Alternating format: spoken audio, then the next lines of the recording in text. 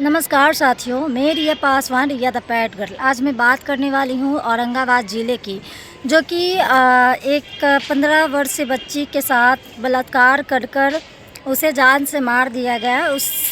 उसे जान से मार देने के बाद उसी के घरों में उसे फांसी पे लटका दिया जाता है। और हमारी बिहार लीगल की टीमें वहाँ जाती हैं, फैक्ट फाइंडिंग हम लोग करते हैं। उसके बाद जो है फिर थाना में भी बात करते हैं, तो थाना में भी पता चलता है। ऐसे तो अभी कुछ कहा नहीं जा सकता है, लेकिन थाना के जो भी लोग हैं बात करने से कतराते हैं, इस टॉपिक पे बात नहीं करना चाहते हैं हमें, जैसा कि मैं अनुभव वहाँ की। और जो आयु हैं वो भी बात करने से कतरा रही थी, बिल्कुल बात नहीं करना चाहती हैं, जो कि आयु का ही सारा काम रहता है। और अभी मेडिकल रिपोर्ट आने तक का इंतज़ार है, फिर पता चलेगी कि सही में क्या घटना है। क्योंकि घर वालों से बात करने पे पता चला कि बलात्कार हुआ है। इतना बलात्कार हुआ है कि उसकी प्राइवेट पार्टों का जो है बुरा हाल था। प्राइवेट पार्टों में जख्म का निशान। और थाना जब हम लोग जाते हैं तो बताया जाता है मौखिक कि ऐसा कुछ लगा नहीं, लेकिन मुंह से कहने से क्या होगा, ये तो रिपोर्ट आएगा पोस्टमार्टम का, तभी पता चल पाएगी क्या है सच्चाई। बाकी मैं अपना अनुभव आप लोगों को शेयर कर रही हूँ, क्योंकि मैं भी उस घटना में गई थी। हमारी बिहार लीगल की टीमें गई थी। और बिहार लीगल की टीमें का ये काम नहीं रहता है कि हम लोग सोशल मीडिया पे फ़ोटो डालें, पोस्ट डालें, लेकिन ये एक मैं अनुभव की हूँ, इसीलिए मुझे लगता है कि ये सब बातें जो है आप लोगों के बीच में आना चाहिए। आप लोगों को भी पता रहना चाहिए कि बिहार लीगल नेटवर्क जो है क्या कामें कर रही हैं। और इनका काम आप सभी को पता है, एसी एसटी माइनॉरिटी के लिए ये हमेशा खड़ा है। महिला में कोई जात की महिला रहे, महिलाओं के लिए, हर महिला के लिए खड़ा है।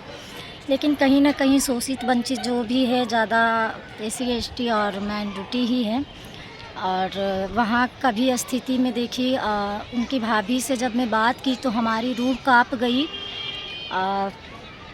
हमारी रूह काँप गई, सच में रोना आ गया कि एक तो वो जो बच्ची थी पूजा कुमारी, जिसका मृत्यु हुआ, वो 15 साल की थी। और उसके घर पे कोई लोग पढ़े लिखे नहीं हैं, और वो बच्ची बिना माँ बाप की थी।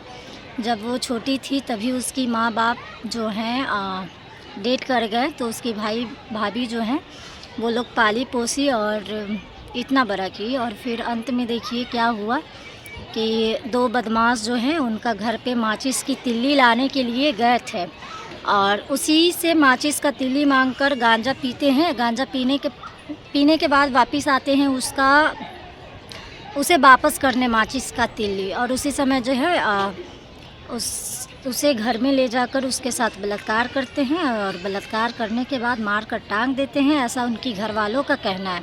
जिस बच्ची का मृत्यु हुआ उसका घर वालों का ये कहना है। और बाकी हम लोग जो हैं, हम लोग हर उन महिलाओं के साथ हैं और उन बच्चियां के साथ हैं जिनके साथ भी गलत हुआ है। और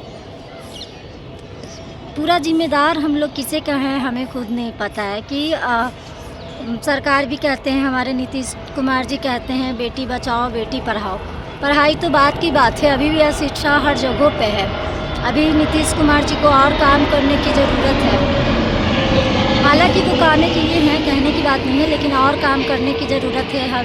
अभी ऐसी जगह है जहाँ पे बच्चे बच्चियाँ पढ़ाई का मतलब तक नहीं पता है, कभी स्कूल का मुंह तक नहीं देखे हैं।